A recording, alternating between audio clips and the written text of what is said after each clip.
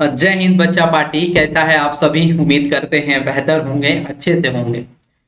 तो आप लोगों के लिए भाई एक बहुत बढ़िया अपडेट लेके आया हूँ और बहुत बढ़िया जो है ये वीडियो रहने वाला है। खासकर उन सभी के लिए होने वाला है जिन बच्चों के जो है नंबर जो है वो कम आ रहे हैं। और बच्चे जिनका नंबर कम रहता है वो अमूमन जो है परेशान रहते हैं कि मेरा जो है नंबर कम है, क्या मुझे कोई सैनिक स्कूल मिल पाएगा, या मुझे जो है कोई काउंसलिंग में जो है जगह मिल पाएगी, या मुझे कौन से राउंड वाले काउंसलिंग में जो है मुझे सीट मिलेगी, या कौन से राउंड में जो है मुझे जो है अपना एक सैनिक स्कूल में जो है मेरा एडमिशन हो पाएगा।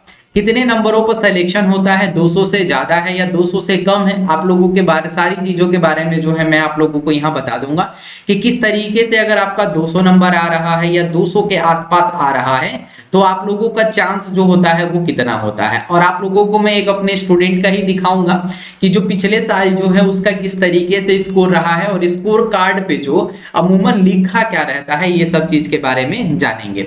तो सबसे पहले हम लोग जानते हैं कि भाई मेरा जो नंबर है अगर मान लीजिए कि 200 के आसपास आ रहा है। देखिए 200 से जो कम रहता है ना, पहले मैं बात कर लेता हूं जिन बच्चों का 200 से कम रहता है। तो देखिए 200 से कम जिसका रहता है उसके चांस जो रहते हैं वो बहुत कम ही रहते हैं। अगर उसके हम लोग चांस के बारे में बात करें तो बहुत कम जो है चांस रहता है कि उसका जो है एडमिशन हो पाए। लेकिन ऐसा नहीं होता है कि उसका एडमिशन नहीं हो पाएगा, है ना। चांस कम रहने का मतलब क्या है कि ये नहीं है कि उसका एडमिशन नहीं होगा। चांस कम रहने का मतलब मैं ये कह रहा हूं कि उसको जो है सैनिक स्कूल तो मिलेगा।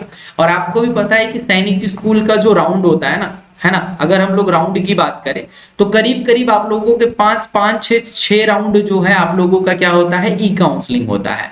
आप लोगों का 5 से 6 अगर हम लोग बात करें तो 5 से 6 टाइम्स जो है ई काउंसलिंग होता है। फर्स्ट वाले राउंड में क्या होता है कि फर्स्ट वाले राउंड में जो है वो अपने स्कूल के हिसाब से सारे जो है वो कट ऑफ निकालते हैं। उस कट ऑफ के अकॉर्डिंग जो है आप लोगों का सिलेक्शन होता है। अगर आपका कट ऑफ उस नंबर से मैच कर रहा है तब जाके जो है आपका एडमिशन फर्स्ट राउंड में हो जाता है।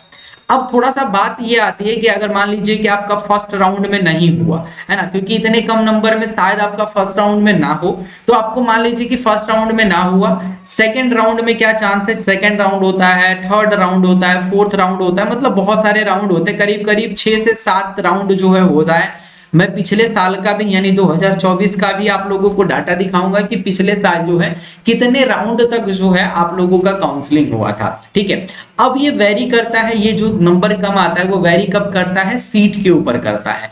मान लीजिए सपोज डेट, मान लीजिए कि किसी सैनिक स्कूल में जो है मान लीजिए 30 सीट है ना। इस 30 सीटों में जो है बंटवारा जो हो रहा है वो कहाँ कहाँ हो रहा है, और बंटवारा जो है वो कहाँ कहाँ हो रहा है। मान लीजिए 30 सीट में है, 30 सीट में बंटवारा मान लीजिए किसी में आप लोगों का जनरल वाली कैटेगरी का कुछ हो गया, कहीं मान लीजिए किसी का ओबीसी में हो गया, किसी का मान लीजिए एसटी में हो गया, या कहीं मान लीजिए एसटी में हुआ। मान लीजिए जो सीट है 5 है, 3 है, 4 है, जो भी सीटें हैं वो सीटें अगर आप लोगों का अगर पहले राउंड में भर जाता है तो शायद जो है आप लोगों को सेकंड राउंड में वो चीजें नहीं देखने को मिलेंगी।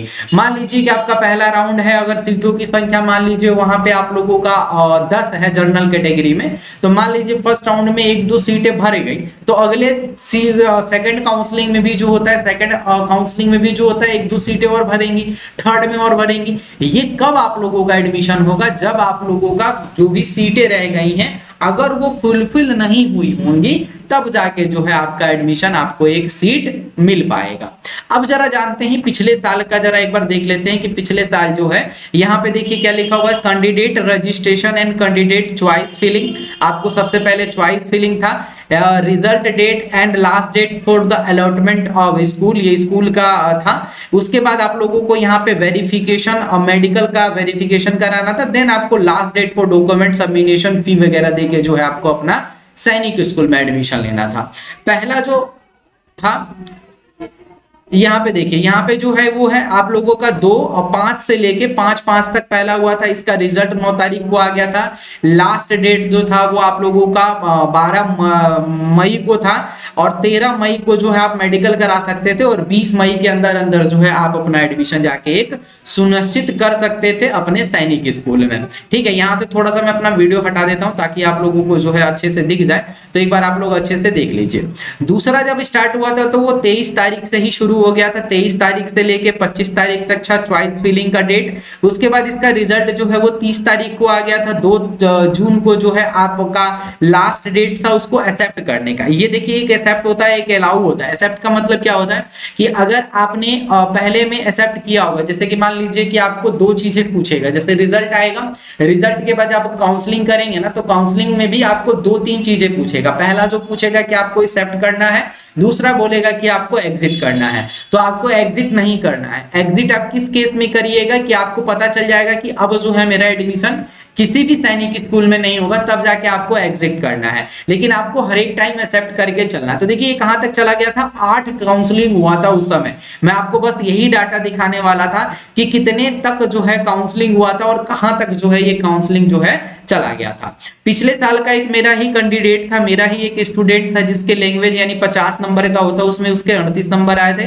मैथ में उसको 123 नंबर मिला था, इंटेलिजेंस में 40 था और आपको जनरल में उसका 32 था। ये देखिए, यहाँ पे टोटल जो उसका नंबर था 233 था और इस बच्चे को जो है सैनिक स्कूल मिल चुका है और ये सैनिक स्कूल में ऑलरेडी पढ़ता है। ये ओबीसी एनसीएल कैटेगरी से था और ये लड़का जो था वो बिहार का था। ओबीसी एनसीएल कैटेगरी में आपको दिखाने का तात्पर्य यही है कि भैया इसका कितने पे एडमिशन हो गया था। देखिए, 233 पे और 233 पे इसको हरियाणा मिल चुका है और हरियाणा में भैया ये अभी पढ़ता है। हरियाणा में खैरा खैरी बोल के एक सैनिक स्कूल है जहां पे ये पढ़ाई करता है। यहाँ पे लिखा हुआ है 233 ओनली और यहाँ पे रिजल्ट में देखिए लिखा हुआ है qualify in the written test for SS और एनएसएस। एसएस का मतलब सैनिक स्कूल और एनएसएस का मतलब न्यू सैनिक स्कूल है ना। तो इसका सिलेक्शन हो चुका है, उसने जो है सैनिक स्कूल में ही अपना एडमिशन कराया है। अगर इसके ऑल इंडिया रैंक की बात करें तो इसका ऑल इंडिया रैंक जो था वो कितना था, 12,993। अब आपका जब भी रिजल्ट आएगा ना, तो आपके रिजल्ट पे जो है ये चीज दिखाएगा कि आपका जो रैंक है वो कितना है ना। तो आपको समझ में आ गया होगा कि देखिए 233 पे भी जो है मिल जाता है सैनिक स्कूल। अगर इससे कम भी रहा तो भी मिलेगा। मेरा एक और कैंडिडेट था, है ना, मेरा एक और कैंडिडेट है, उसको भी मैं आप लोगों को दिखा दूंगा। उसका शायद 200 से शायद मेरे ख्याल 213 या 14 नंबर था, उसको भी सैनिक स्कूल मिल चुका है ना। तो ऐसा नहीं है कि सैनिक स्कूल नहीं मिलेगा, बट यही है कि आपको पहले राउंड में ना मिले, दूसरे राउंड में मिले। आपके कितने स्कोर आ रहे हैं आप लोग जरूर जो है मुझे कमेंट करके बताइएगा, और आपके कितने स्कोर बन रहे हैं जरा मुझे ये भी बता दीजिएगा, और कहां से हैं आप लोग ये चीज बता दीजिएगा। अगर आप लोग नेक्स्ट ईयर के लिए प्रिपरेशन करना चाहते हैं तो आप इस नंबर पे कांटेक्ट मेरे साथ कर सकते हैं और नेक्स्ट ईयर की प्रिपरेशन जो है आप मेरे साथ कर सकते हैं। आई होप कि आपको ये वीडियो पसंद आया होगा। वीडियो पसंद आया लाइक कीजिए, चैनल पे पहली बार जुड़ रहे हैं तो चैनल को जरूर सब्सक्राइब कर लें। तो भाई चैनल को जरूर सब्सक्राइब कर लीजिएगा। फिर हमारी मुलाकात होगी फिर एक नए वीडियो के साथ। तब तक के लिए दीजिए मुझे इजाजत। थैंक यू, धन्यवाद, बाय बाय, टेक केयर।